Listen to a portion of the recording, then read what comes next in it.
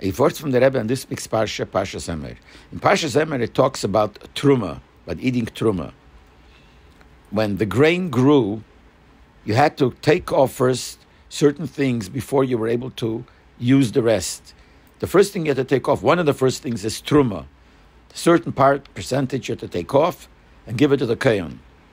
Truma, the food that became truma, was holy, and only a kohen, because every kohen has a certain special kedusha, is able to eat from this truma. But the pasuk in this week's parsha says, "V'kohen ki yikna nefesh kinyan kaspei hu yechal bei." A kohen who buys a slave, that slave is allowed to eat truma. Since he's a slave of a kohen and belongs to the kohen, just like the kohen could eat truma, he also could eat truma.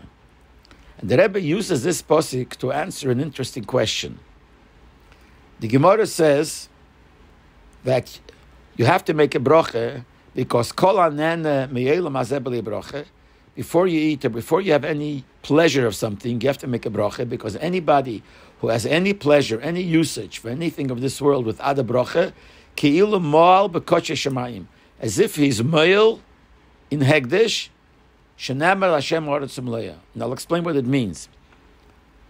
Hegdish, anything that was holy, whether it was a korban, something designated to be a korban, or something that belonged to the Beis Hamikdash, has a din of hegdish, and you're not allowed to have any use from it.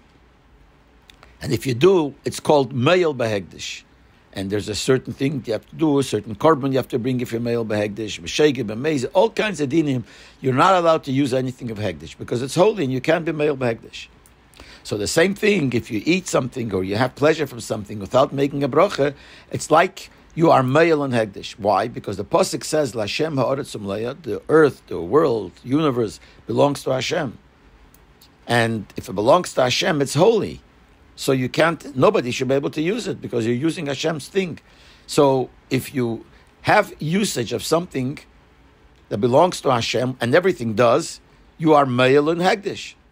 But if you make a bracha, then you're allowed to use it. And the Rebbe asks, what does that mean? How does the bracha make it that it shouldn't be hegdish anymore? It would be the opposite.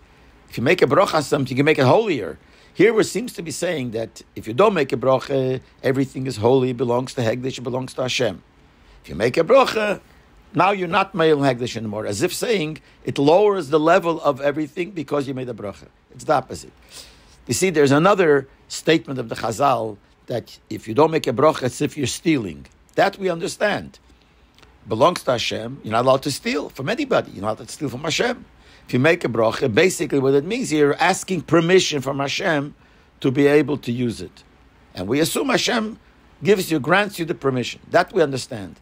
But if we use the lashon that the reason is because you are me'il behegdish, Shin says hegdish, not that you're stealing. It's because there's a din, you're not allowed to have any personal usage from hegdish. How does the bracha make it that you're allowed to? As if saying that the bracha makes it it's not hegdish anymore, now you're allowed to use it.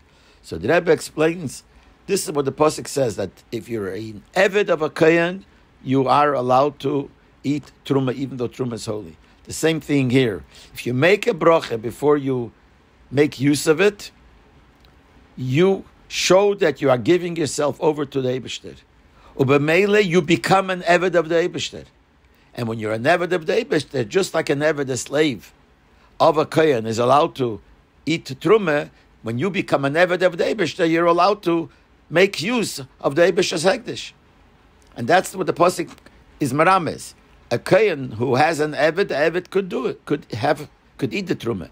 So the same thing, if we make a bracha, that's what the Gemara says. If you don't make a bracha, you are me'il and hegdish, you're having use of hegdish, and you're not allowed to. But if you make a bracha, now you become an eved of the Eibishter.